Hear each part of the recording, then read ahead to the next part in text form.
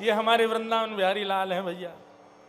जो नहीं पायो सुनो मेरे भैया, मेरी हथेली चाट लो, चाट लो याकू।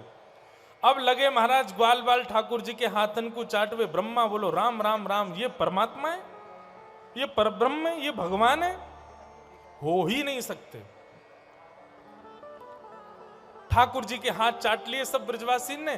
ठाकुर जी अपना हाथ धोवे के लिए जैसे यमुना जी में गए, इतने में ही ब्रह्मा ने आकर के भगवान के सारे ग्वाल बालों का हरण कर लिया। सबको लेकर के ब्रह्मा जी ब्रह्मलोक चले गए।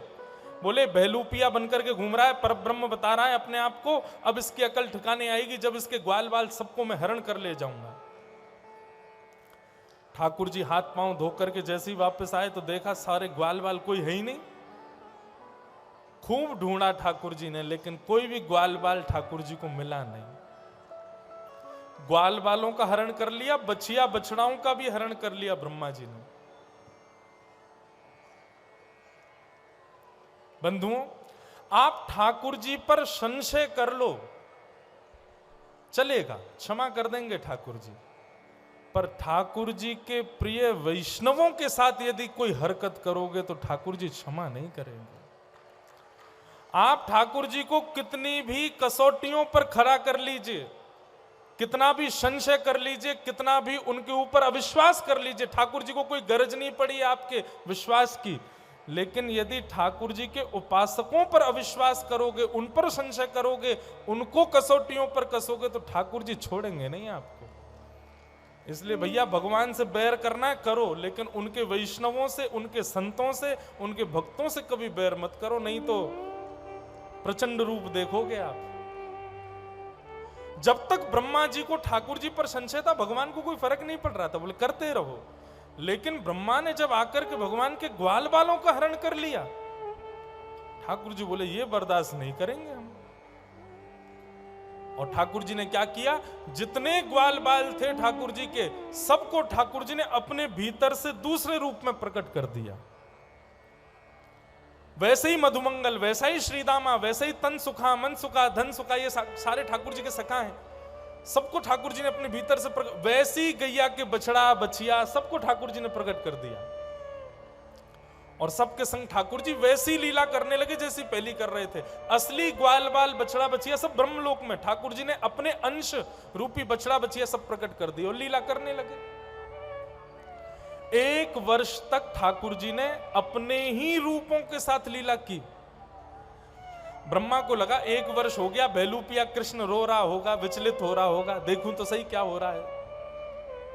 ब्रह्मा जी जैसे ही पृथ्वी पर आए देखने के लिए, तो पृथ्वी पर आते ही उनका तो सिर घूम गया। जैसा मधुमंगल ब्रह्मलोक में, जैसा श्रीदामा, जैसे गैया बछड़ा बछिया, जिस बछिया के जहां धब्बा है वहीं धब्बा है नीचे वाली बछिया के भी, बिल्कुल वैसी डिट्टो। ब्रह्मा बोले सृष्टि बनाने की क्षमता केवल मेरे पास है, पर मैं भी डिट्टो कॉपी तो नहीं बना सकता। ये प्रत्यक्ष फोटो स्टेट तो केवल और केवल नारायण कर सकते हैं और कोई नहीं कर सकता। ये किसने किया? ब्रह्मा की बुद्धि घूम गई। ब्रह्मा समझ गए कि मैंने बहुत बड़ा अपराध कर दिया, मैंने बहुत बड़ा अपमान कर दिया। भैया अब तो मुझको नारायण छोड़ेंगे नहीं। ब्रह्मा जी बोले ब्रह्मलोक जाता हूं और ब्रह्मलोक से बढ़िया ग्वाल बालों को ला करके भगवान को दे दूंगा, क्षमा मांग लूंगा, ठाकुर जी दयालु हैं, क्षमा कर देंगे। लेकिन ब्रह्मा को क्या पता था कि जब ब्रह्मा पृथ्वी पर आए थे तब ठाकुर जी ब्रह्मा का रूप धारण करके ब्रह्मलोक चले गए। 4 मुंह बना करके ठाकुर जी ब्रह्मा बन करके ब्रह्मलोक चले गए। और ब्रह्मलोक जाकर के द्वारपालों से बोले सुनो, आजकल ये नकली ब्रह्मा बहुत घूम रहे हैं, कोई और आवे तो मार पीट के भगा देना उसको। और सुनो, हमारा ऑर्डर है, सीधे पूछने भी मत आना कि मारना है कि नहीं, सीधा दिखे तो दे ही देना उसमें। और नारायण ब्रह्मा का रूप धारण करके ब्रह्मलोक चले गए और नीचे से ब्रह्मा जी पहुंचे। अब ऊपर सोचते जा रहे थे, बोले भगवान, हाथ पांव कांप रहे थे, बोले भगवान अब तो मेरे को जान से मारेंगे। जैसे ही ब्रह्मलोक में घुसने लगे, द्वारपालों ने द्वार बंद कर दिए, अपने अपने दंड लेकर के सामने खड़े हो गए। कौन है भाई? ब्रह्मा जी बोले तुम किससे बात कर रहे हो, तुमको पता है? मैं ब्रह्मा हूं, ब्रह्मा को रोक रहे हो, नरक में जाना पड़ेगा तुमको, सब मैं बनाता हूं, पूरी सृष्टि मेरी, मुझसे पूछ रहे हो मैं कौन हूं? द्वारपालों ने उठाए अपने डंडे, बोले भागता है कि बताएं अभी हम? नकली ब्रह्मा, असली ब्रह्मा तो भीतर बैठे हैं, हमारे ब्रह्मा, हमारे गुरु, हमारे अधिपति तो भीतर बैठे, तुम नकली हो। ब्रह्मा जी को सिद्ध करना पड़ रहा है कि मैं असली ब्रह्मा हूं। यह भगवान की सत्ता है। एक प्रसंग आता है महाराज जी हमारे ब्रज की लीला में कि ठाकुर जी और किशोरी जी अंतःपुर में लीला कर रहे थे और ब्रह्मा जी को किसी बहुत गंभीर विषय पर ठाकुर जी से चर्चा करनी थी, अर्जेंट। ब्रह्मा जी सीधे पहुंच गए वृंदावन, और वृंदावन में जैसे ही ठाकुर जी के निकुंज में प्रवेश करने लगे तो ललिता विशाखा सखियों ने रोक दिया, बोले ब्रह्मा जी आप भीतर नहीं जा सकते। ब्रह्मा जी बोले तुमको पता है तुम किसको रोक रही हो? मैं ब्रह्मा हूं। ठाकुर जी को अगर पता चल गया ना ब्रह्मा आया है, वो सब छोड़ छाड़ के बाहर आएंगे। ललिता विशाखा बोली अच्छा। बोले हाँ, बस एक बार जाके कह दो कि ब्रह्मा आया है, बाहर खड़ा है, वो कितने भी व्यस्तों आ जाएंगे। ललिता विशाखा बोली ठीक है, जाके बोलते हैं। भीतर गई ललिता विशाखा, दोनों ने जाकर के कहा, बोले महाराज स्वामी जी, ठाकुर जी, बाहर द्वार पर ब्रह्मा आया है। ठाकुर जी बोले कौन सा ब्रह्मा? बोले क्यों?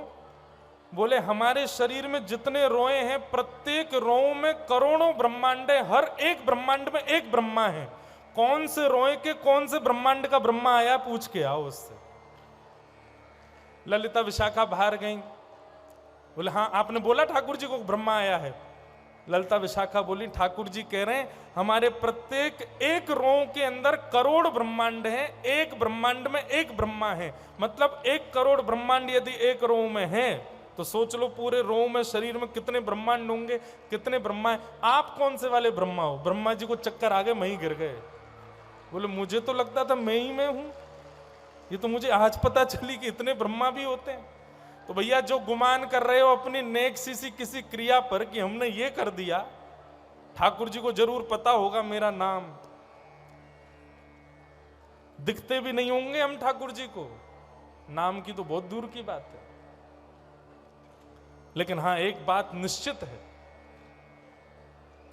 जो वैष्णव नित्य संतों को प्रणाम करते हैं, संतों को प्रणाम किसी जबरदस्ती से नहीं, उनके मन में इच्छा होती है कि हम संतों को प्रणाम करें।